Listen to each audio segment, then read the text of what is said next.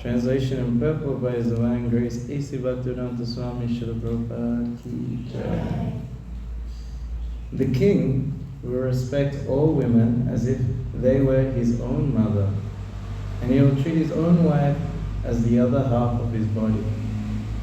He will be just like an affectionate father to his citizens, and he will treat himself as the most obedient servant of the devotees who always preach the glories of the Lord. Purport. A learned man treats all women except his wife as his mother, looks on others' property as garbage in the street, and treats others as he would treat his own self. These are the symptoms of a learned person as described by Cäëakya Paëòita. This should be the standard for education. Education does not mean having academic degrees only. One should execute what he has learned in his personal life. These learned characteristics were verily manifested in the life of King Påthu. Although he was the king, he treated himself as a servant of the Lord's devotees. According to Vedic etiquette, if a devotee came to a king's palace, the king would immediately offer his own seat to him. The word brahma-vädinäm is very significant. Brahma-vädé refers to the devotees of the Lord. Brahman, Paramätmä and Bhagavän are different terms for the Supreme Brahman, and the Supreme Brahman is Lord Krishna. This is accepted in Bhagavad-gétä 10:12 by Arjuna, Param Brahma Param Dhäma. Thus the word Brahma-vädinäm refers to the devotees of the Lord. The state should always serve the devotees of the Lord, and the ideal state should conduct itself according to the instructions of the devotee. Because King Påthu followed this principle, he is highly praised. Om Gyantamidandasya Jnanana Shalakaya Chakshamitam Yena Tasmai Shri Gurave Namaha Shri Chaitanya Manovistam Stapitam Yena Bhutale Swayam Rupa Garamayam Narati Swabadantikam Vanchakapatirubhischa Kripa Sindhu Vyevacha Patitanam Pavnibhyo Vaishnavyo Namo Namaha Katayata Yasmin Duskaram Sukaram Bhavet Vishrupe Vishwayatin Shri Chaitanya Namanamitam Jaya Shri Krishna Chaitanya Prabhu Nityananda Shri Advaita Gadadha Shivasari Gauda Bhaktivinoda Hare Krishna Krishna Krishna Hare Hare Hare Rama Rama Rama Hare Hare. Real education means to develop perfect character. To have perfect character means you know how to behave with other people, and the Lord, and you know your position. If you know these three things, then you're able to be a person of perfect character. So that's what education is for. Here it's talking about how to treat women. So it's described that one should treat every woman, except one's wife, as mother. But what is modern education teaching? They're teaching the women not to be the mother, but to kill the child within the womb, to become a prostitute and kill one's own child. Sounds controversial, but Prabhupada said that's what modern education is teaching. Modern education is teaching others' property. If you see others' property, just like garbage in the street. You see garbage, you don't even look at it, you don't think about it. But if you see 1,000 rupee note on the floor, you walk a bit slower at least. You walk a little bit slower, and if you walk past it, you think, oh, maybe. But real education understands this is not mine. This is someone else's property. and the person will come back for it. And real education means you treat others as if how you want to be treated. With honor, respect, and friendship. So this is teachings of actually Cäëakya Paëòita. Prabhupada would regularly quote Cäëakya Paëòita.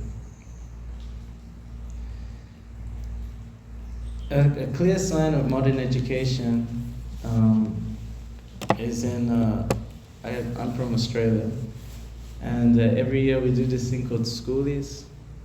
So schoolies is when all the high school kids, they finish their year 12, and then they go all to this one surfing town in Queensland called Surfers Paradise. Devotees call it sufferers' parasites. Prabhupada would say they'll do a morning walk, and then they'll see the people surfing on the waves. You don't have waves in Mauritius, but they have waves, so people do surfing. And these surfers, they have very good sadhana. And many times I would travel, I have a van in Australia, and I travel around doing books in Harinam. And then I would park next to a beach, and then wake up in the morning, swim, and then chant my rounds, watch the sunrise. It's really nice. But there's so many people already up 3 a.m. You think, why are they up at 3 a.m.? So they can catch the good waves. And then Prabhupada, he saw these surfers on the morning walk, and he says, who are those people there playing in the water? And the disciple said, surfers. Sufferers? Oh, they're sufferers. He could see that, especially to get up so early, just to play in the water, is just, it's best time for spiritual advancement. But they're just playing in the water. Next life, maybe they'll become a dolphin or a fish or something like that. So, in Australia, these kids, they all come to this surfing town. There'll be 50,000 of them. And what is their aim? To enjoy. They've done all the hard work in school, done all the exams, and now they're grown up, they're of legal age to buy alcohol, and they're going to enjoy it. And the town, they set up different stages and DJs and different music entertainment for them for 1 week, 2 weeks. But each state, they have a week. So the first state, they have the first week, and then another state, they come the second week.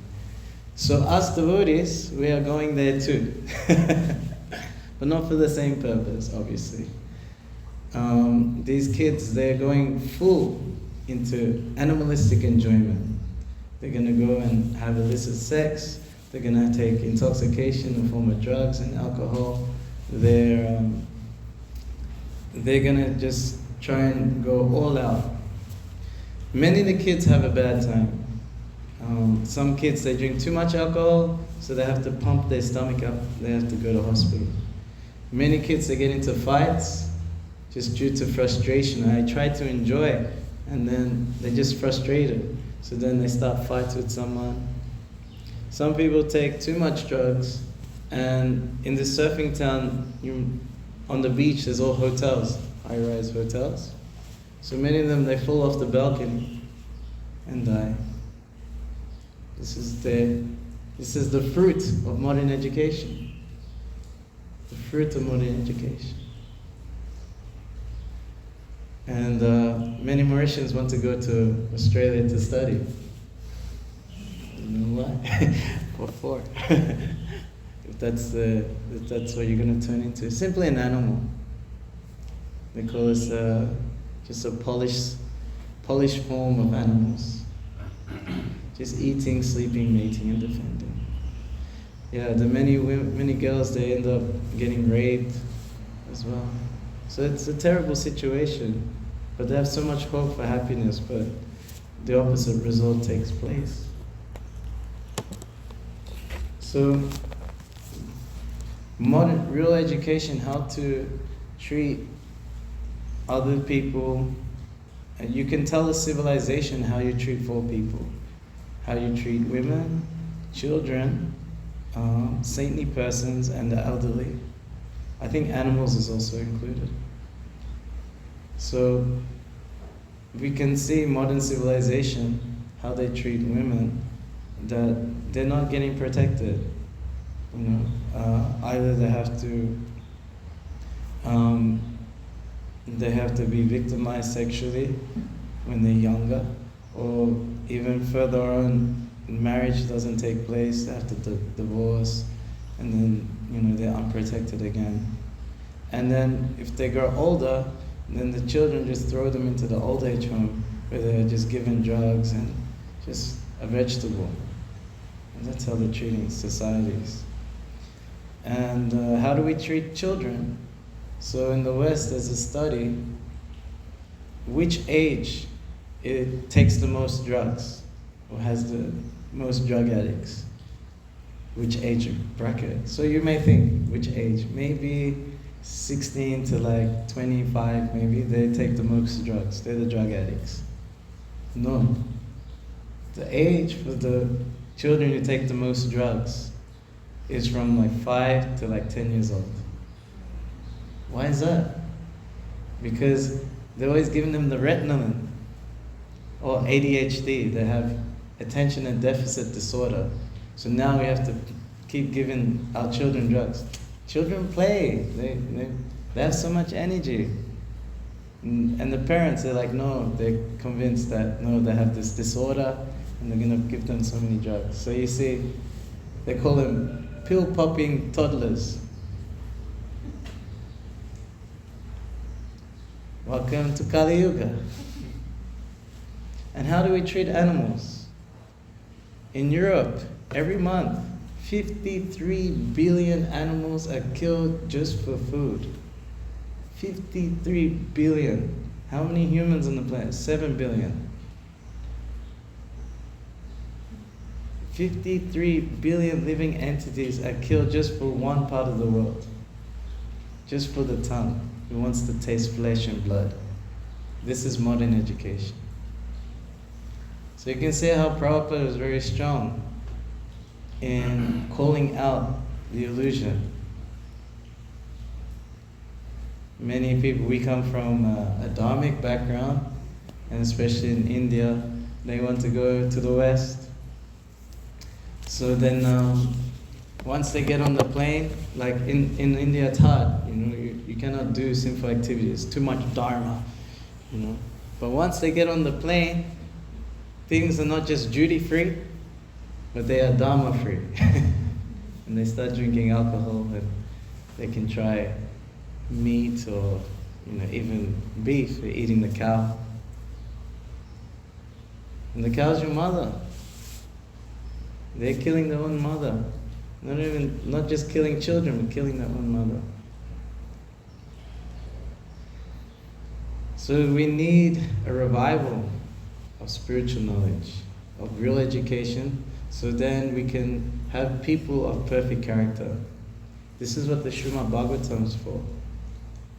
We're always crying out for someone of perfect character to lead us. Here we see the example of King Påthu. He is the example of someone of perfect character, someone who lives by the Sastra. This is actually what a real man does. A real man lives by the Sastra. Whatever is going on with the senses, with the mind, with society, no, we'll uphold Dharma. We'll follow Dharma no matter what.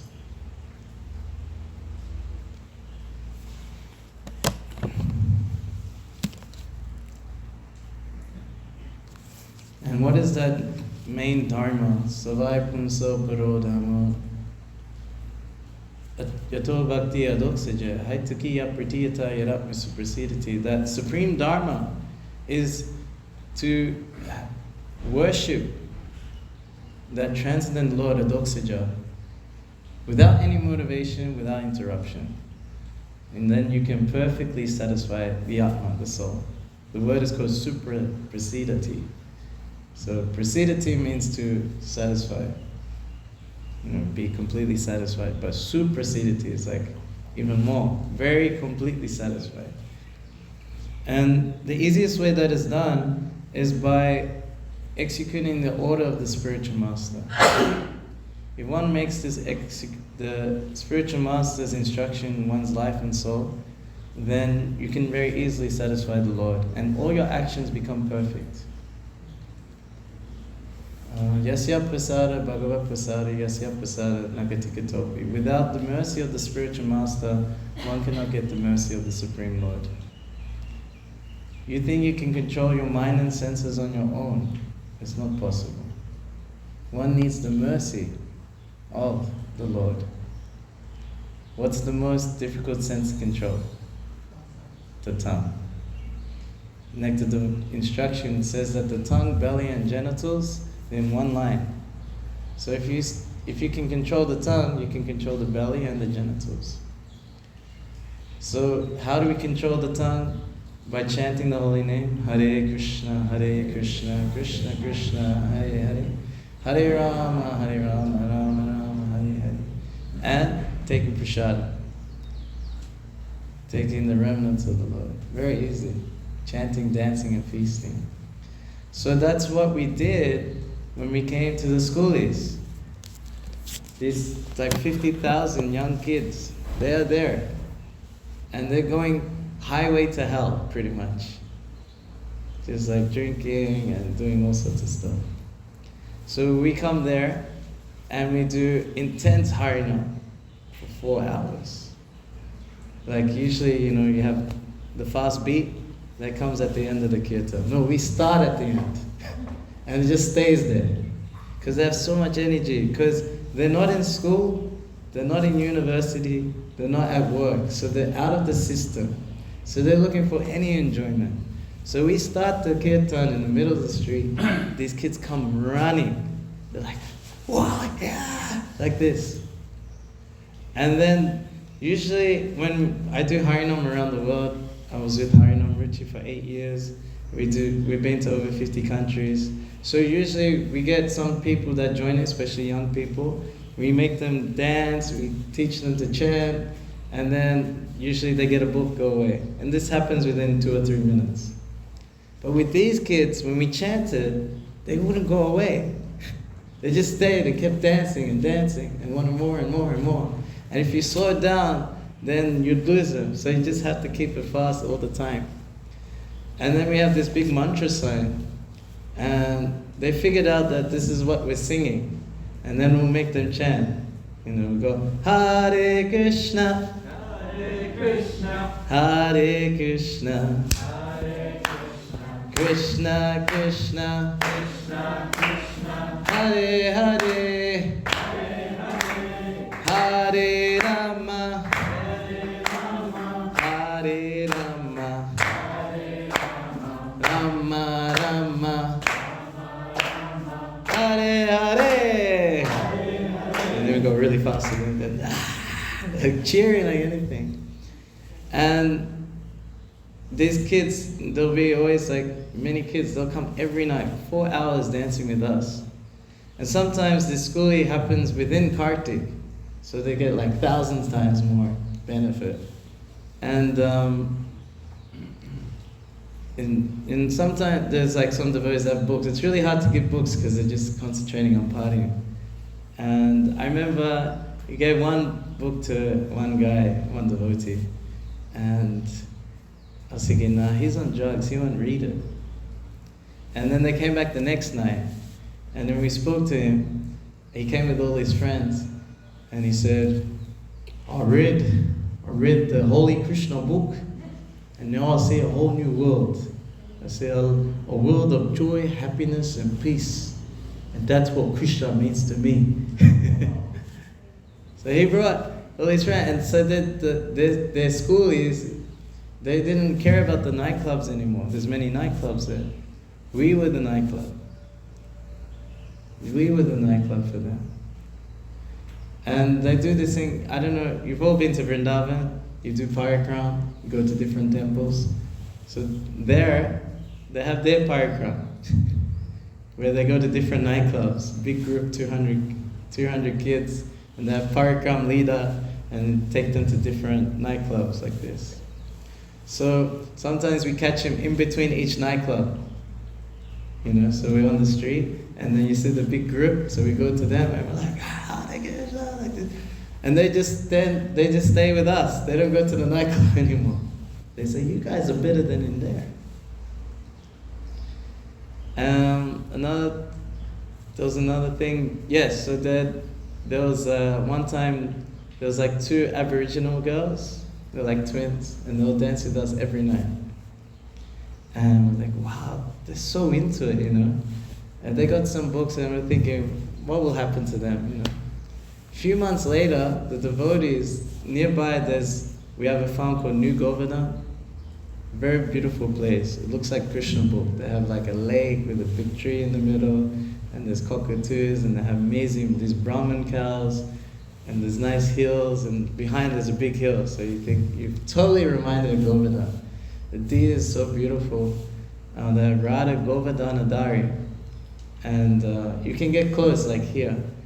And Krishna, his head is like it's like this, nearly touching his shoulder. He's like this.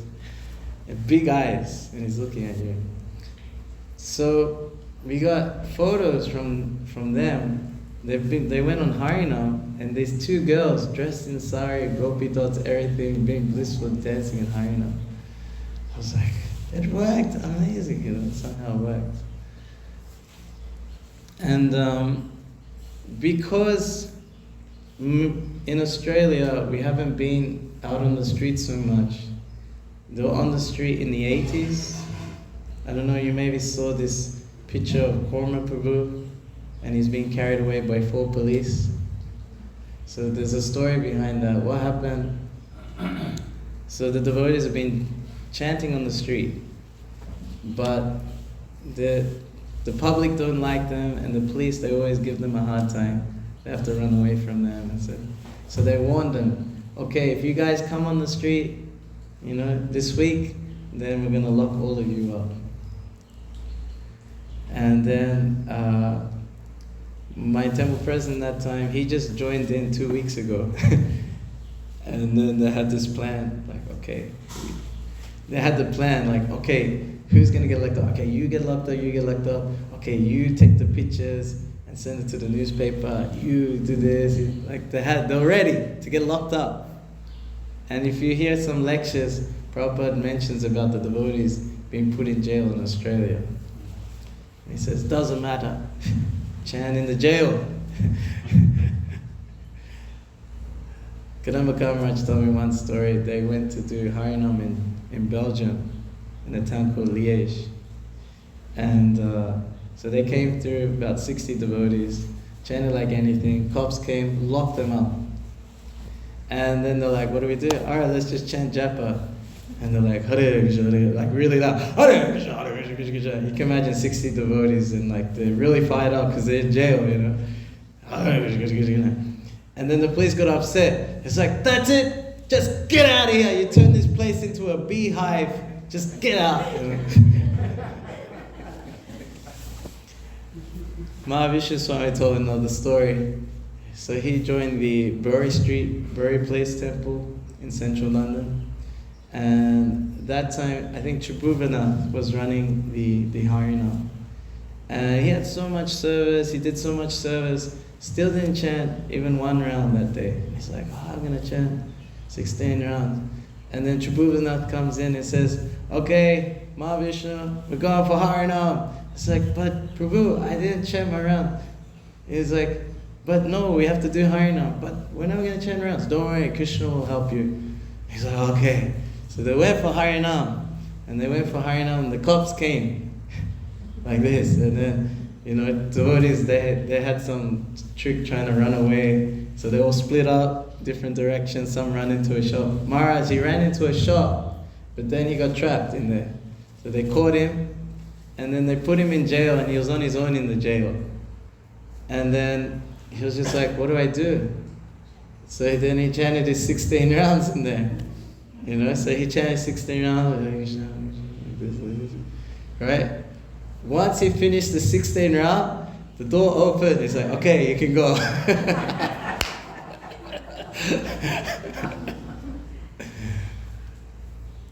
So, in Melbourne, when the police planned to, catch them, so they caught Kåñëa Prabhu, and he's big. So, there's 2 police officers for the legs, 2 police officers for the arms, they're carrying him out.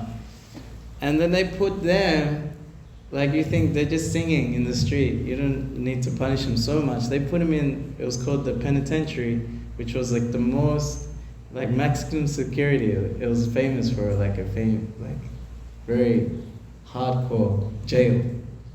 They put him in there. And then when they were putting him in there, so they go, okay, what's your name? They put the name. And what's your father's name? Jayam Vishnupad Pahamsa Paravaraja Sattatai Shishimani Divine Grace A.C. Bhaktivedanta Swami Prabhupada. What?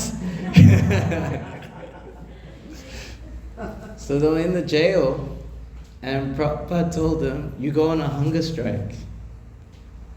And they did that. So whatever food they got, they gave it to the other prisoners. So the other prisoners, they liked them.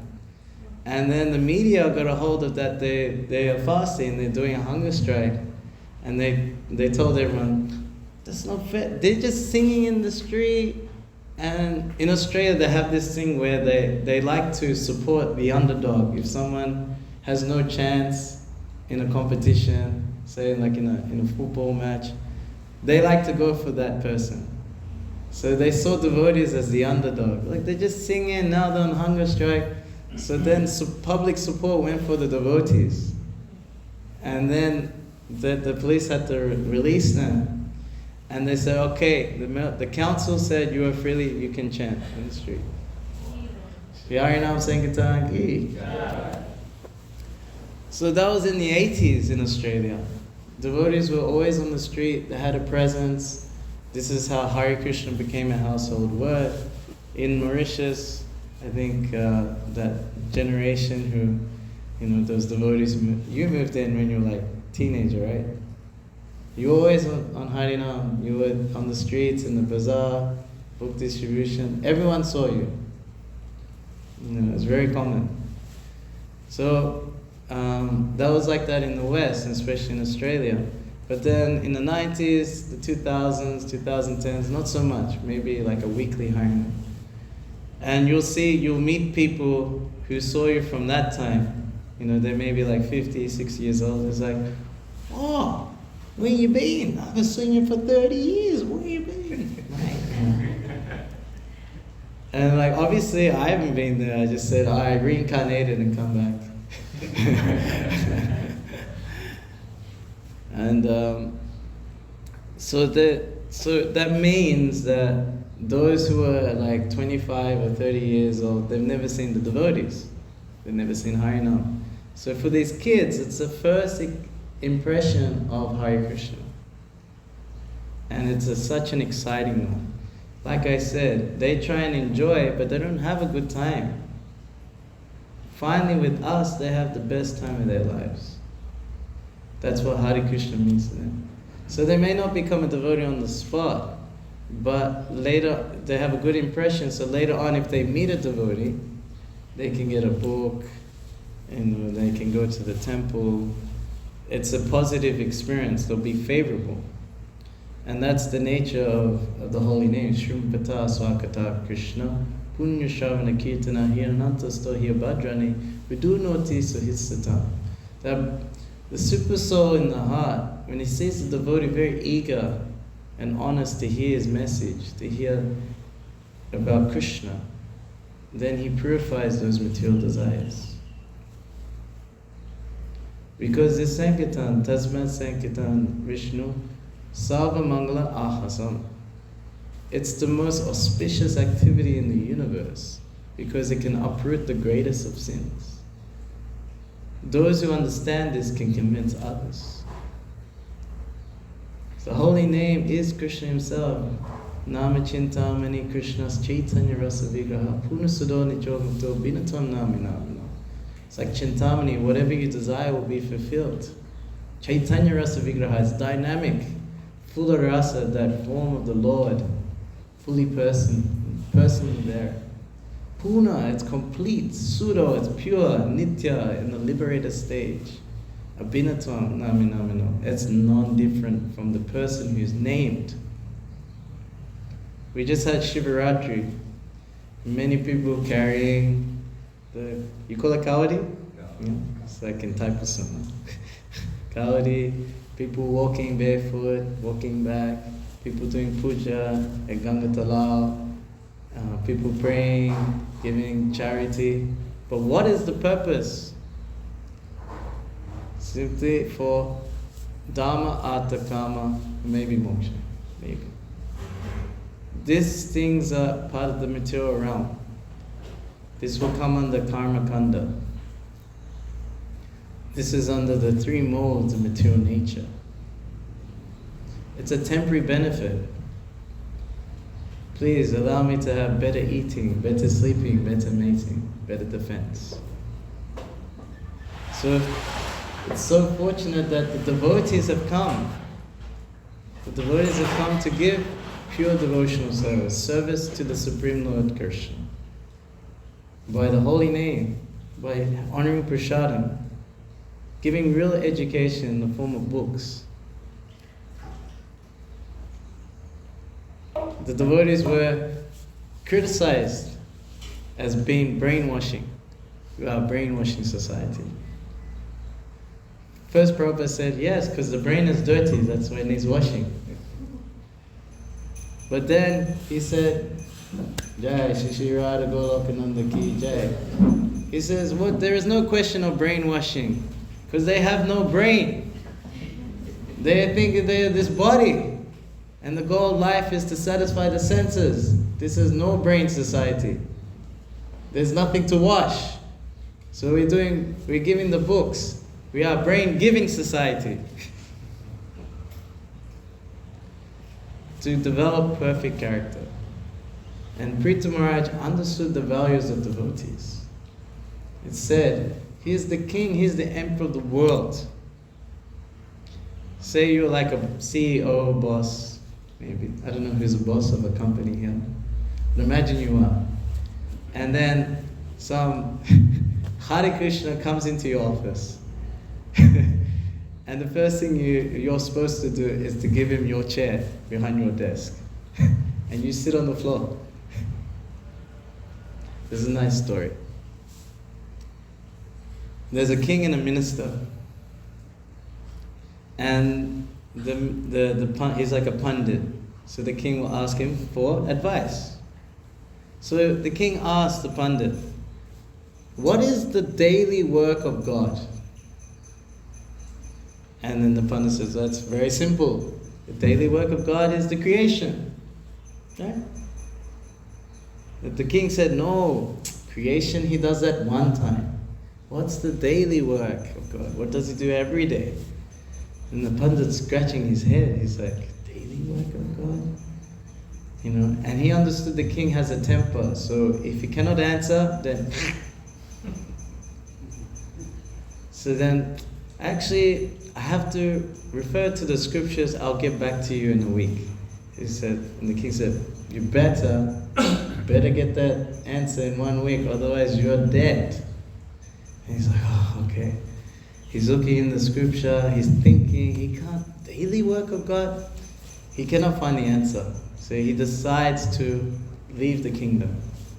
So on his way out, he meets his disciple, who is a cowherd.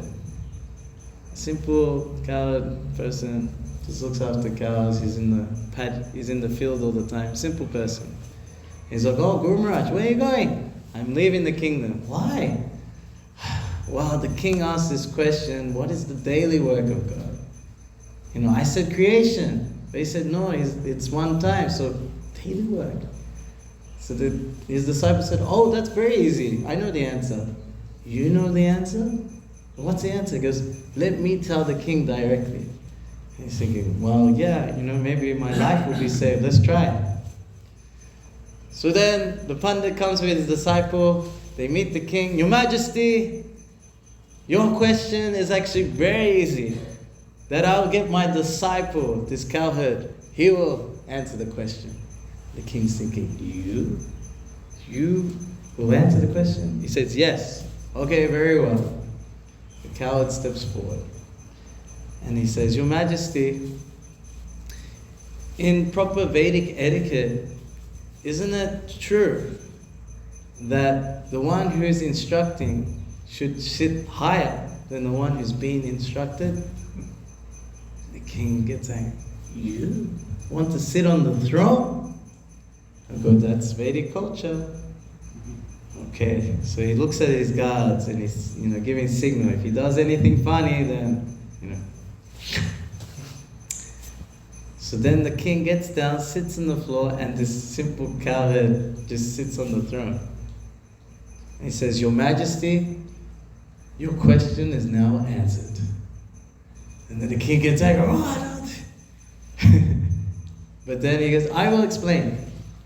The daily work of God is to uplift those who are humble and to bring down those who are proud.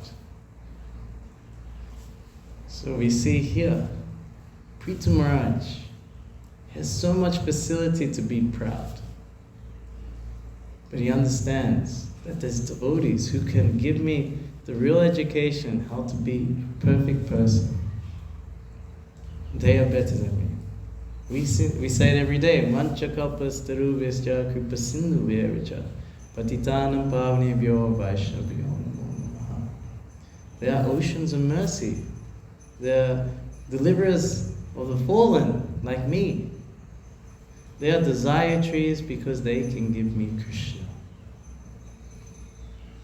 So at Shivaratri, the walking desire trees, the walking oceans of mercy, those saviors are walking around Shivaratri trying to save those from karma kanda, from repeated birth and death, giving real education in the form of the holy name, in the form of sense control by taking prasad, in the form of these transcendental books, understanding we are not this body, we're a spirit soul, and that soul is an eternal part and parcel of God. We are the same in quality as God, but not in quantity. And being a part and parcel, we are a servant of the Lord, a loving servant. This is our position, to be the servant of the servant of the servant. Dasa, dasa, dasa. This position is actually the most ambitious position in the universe. You may not believe me, because when you say servant, it sounds like slave, right? And Mauritius had a bit of slave history, right? I don't like it. What was it? There's some holiday, public holiday, when slavery was ended. You celebrate it. End of slavery. I will not be a servant anymore. You have public holiday for this. I will not serve anyone. No master. There's a book called Milton's Paradise. And in that book, Satan, he says, better be a king in hell than a servant in heaven. This is our disease. Why are we in the material world? We don't want to serve Krishna. Why does he get everything? Why is everyone looking at him? Why is he the one worshipped? Let me try. So then Krishna goes, okay, here you go, material world. And then we practice religion. We practice a religion to the point that we want to be a god in this world. Give me all the wealth. Give me all the strength. Give me all the adoration and worship. But no, real education. That I am a servant of Krishna. And he is the Supreme Lord. Bhaktivedanta tapasam sava lokam aishvara. Surinam sava bhutanam. Gantamam shanti richati. He is the enjoyer of all activities. He is the Supreme Lord of all planets and demigods, even Lord Shiva. He is the best friend of all living entities. When one knows this, he'll attain peace. To be a servant of God is the most ambitious position in the universe. Even God himself wants to be a devotee. Krishna, he sees, my devotees enjoy more than me, but I'm the supreme enjoyer. Srimati Radharani, when she serves me, she enjoys, millions of times more than me. And then when she pushes another gopi towards me that I desire, it multiplies further. So what's that taste like about me, that devotional service? What is it like to be a devotee? So he comes as Chaitanya Mahaprabhu to experience real education. Real education means you attain the highest happiness, a happiness that has no beginning and end. And Prithu Maharaj, he not only wanted this for himself, but all the citizens. So it's actually for devotees, even though there's only a few of us that are practicing and understanding this education, it's up to us to actually lead society. We have to take a leadership role in society. Or you may have a circle of influence. Somehow we have to educate them, influence them in such a way to serve Krishna. Then we follow in the footsteps of King Påthu. This is how the professional reciters, these brahmanas, are praising Prithu Maharaj. This is the most glorious thing in the universe, devotional service to Krishna. Hare Krishna. If anyone has any questions or comments.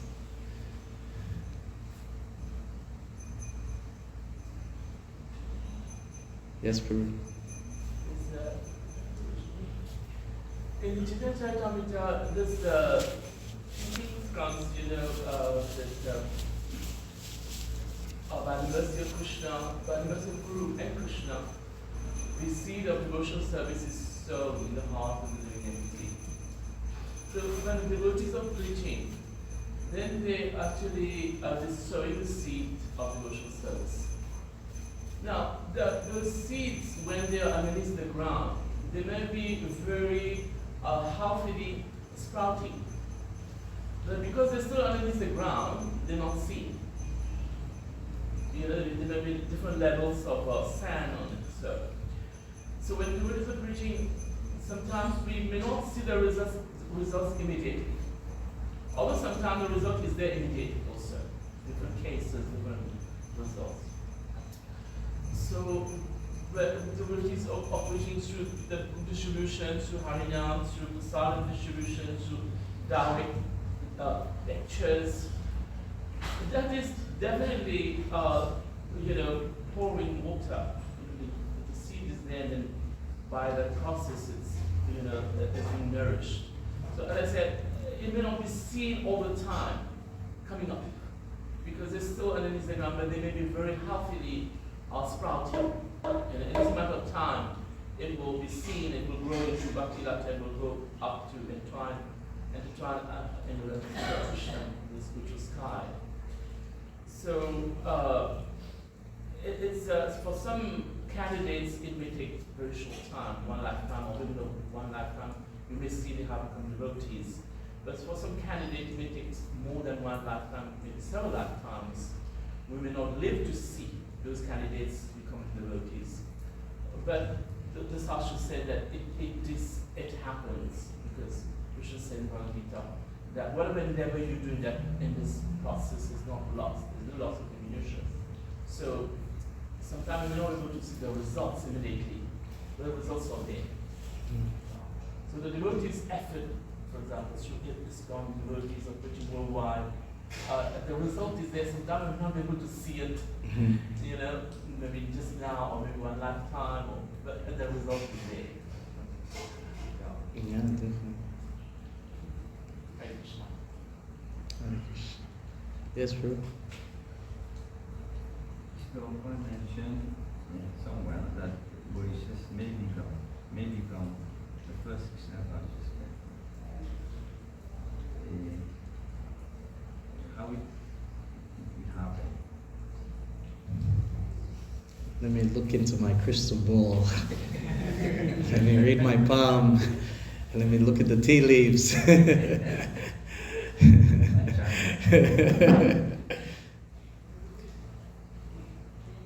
The thing is that the golden age is for sure. Mauritius will be first. I don't know. But the golden age is for sure. We just have to make sure we're on the winning side. So, preaching is like 3 levels. We're preaching to ourselves constantly, because the mind and senses keep preaching to us. Material energy is preaching to us. So we need to counteract that, have strong intelligence by always associating with the books. Growing up, Mauritius has more of a more ritualistic approach towards religion. So education and books is not really something we want to get into. But the books is not about academica, being academic, like a scholar or something. It's about developing faith. So the Bhagavatam is very dynamic. If you want to put rocket boosters into your life, you start reading Bhagavatam. But you may say, I don't understand what it's saying, many times. So because Krishna is in your heart, you read it, then Krishna within the heart will arrange things in your life where you understand the purport in real life. You're like, now they got this Apple Vision Pro, it's like nearly fully interactive, like I'm in this real world, But, I play games in the real, it's like you're really in the world and you're playing in that virtual reality. But the transcendental reality is available through Srimad Bhagavatam. It's very mystical, that you'll read it and then you'll be able to experience what it's explaining. So then we become a walking Bhagavatam, literally. And that will affect others.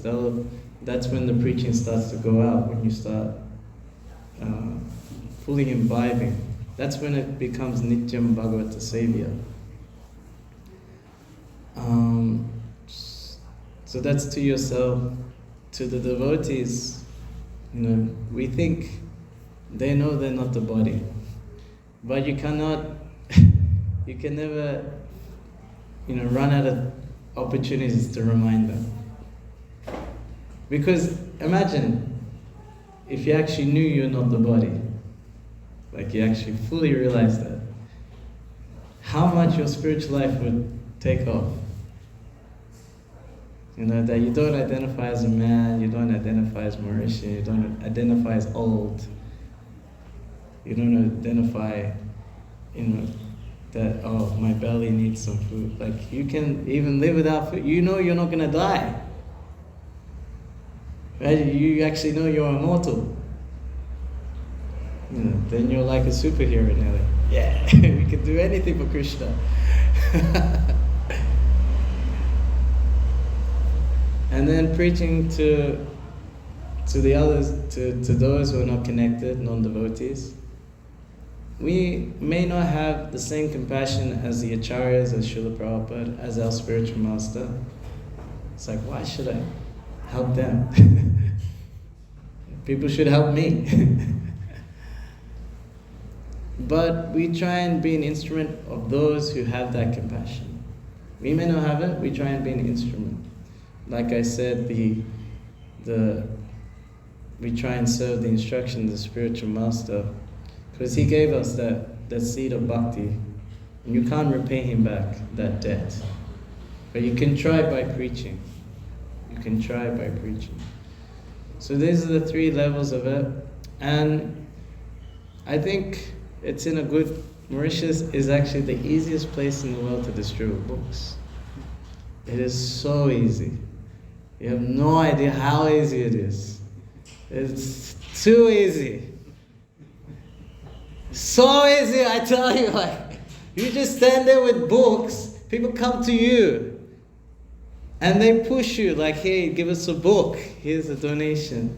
You don't have to stop anyone, you don't have to explain anything, you just have to stand there.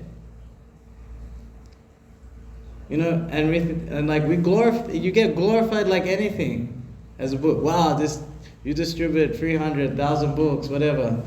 But you didn't write the book, you didn't print the book, you just picked it up from the store, the storeroom, and you stand it outside, and now you changed someone's life. You're part of the process of someone's life changed. You know, so easy. It's like everyone can do book distribution here.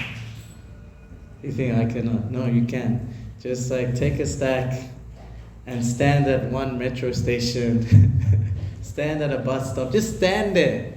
Stand there, dress as devotee, and they'll be like, your books will disappear in half an hour. Imagine that, all around the island, devotees, they just stand with books somewhere. You don't have to talk to anyone, they'll come to you. It's heaven!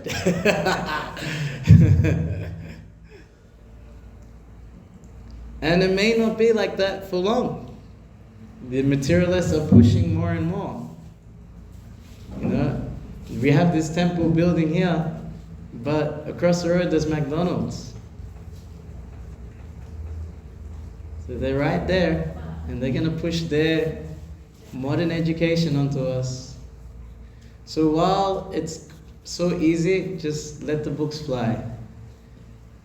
Because then when it gets hard, at least the books are already amongst the people. They're already in their houses, in their attics, in their basements, in the bookshelf. And then, you know, maybe there'll be one generation that's like super atheistic, like Prithu Maharaj's father is Vena, you know, and he's a descendant of Dhruva Maharaj. You know, Vena was such an atheist, such a bad king, but then we got Prithu in next. You know, so at least we have the seed of that education, those books out there already. I heard a class from one Maharaj who was saying, if somehow or other there's no devotees, there's no temple, there's nothing as tangible like this, then he said that Prabhupada said it's too late, the books are out. Yes. Yes, that's exactly right. If the atheists just take over everything and there's no more ISKCON, then it'll be generated. Someone will generate it again from the books. Yeah. Yes, Prabhu? I was listening to Cäëakya Paëòita Swami, and he was saying that today's world, everything is virtual. And people are getting fed up with virtual things. And somewhere, these books will have so much of value that, you know, people will just try to run for it and, you know, see something really in real terms, nothing virtual. That's a bit of his, you know, his vision of books. So that's exactly what you are, you know, referring to. Yes. So the bombs are already planted. You know, it's all mine. The whole world is mine. We need to put more out there. So every step will come across. Flood. Yeah. But we also have to be a walking Bhagavatam. Because there are people who want to see someone with character. Someone who emulates those books as well. So we have to do both ways. Fill ourselves with Bhagavatam, fill the world with Bhagavatam. And just see Bhagavatam in the world. This is the Bhagavad vision. I think that's what we are devotees all about, isn't it? Yeah. That's what we are, our mission. Yeah, we have many devotees, but in terms of like, how many are sitting here in the Bhagavatam class out of our big congregation, or listening, or regularly? It doesn't happen so much. So we need to increase on all levels. That's kind of what I'm trying to And then maybe, it won't be the first, but maybe the second country.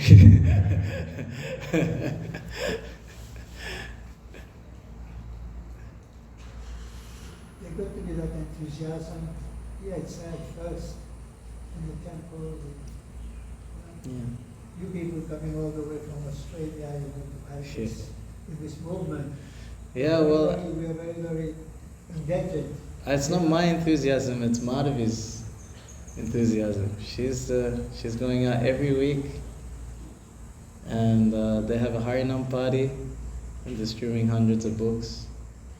How long you been doing that program for? 5 years already.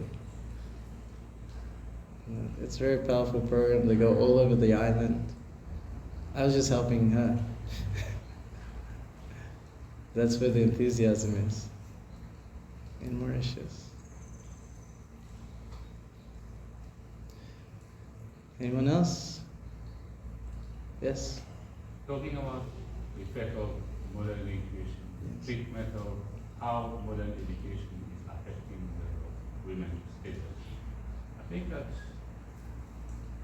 modern education is not only about women, it's absolutely not even about gender. I think the trend today is like the group of those control or in control, unfortunately, who are in control of the economical, the global economical situation of the planet. They don't want you to believe it even in your gender status, because it's easier to control you when you're trashed. So what's happening today is like the LGBT movement is all the pervert sexual orientation of people is being glorified. So if we take the, often we take the example of the United States. If somebody wear torn jeans there, the whole world would hear the jeans and wear. So they are the greatest influencer of the planet, it is no doubt, unfortunately. So from in pre-primary schools there, in the books, where you have A for apple, B for ball, C for cat and all that, in their books there, in certain states, it's no longer, the word B is no longer ball, it's bisexual. They've already introduced that in their books. So this is a very serious problem, and you see that this gives the LGBT movement, which originated, unfortunately, this kind of stuff, trash organizations do not originate in the US, because US is a very, let's say that if, even in Mauritius we say that we are a multicultural country, but it's a very, we need only a spark to blow up things here. And it happened already in the past. It can happen again. And in US, it's a constant. Every week it's happening. Mass shooting and all that, almost every day. So what they do is that they finance this trash organization to start somewhere in Europe. So Europe is their, how you call that, is their testing ground. They test the model and then they take it global. So these organizations like LGBT and all that, they originate somewhere in Sweden and all that and so on. It's in Mauritius also. And they're very wise. They have the best psychologists working with them. When I say I have, they say, okay, we have to tolerate.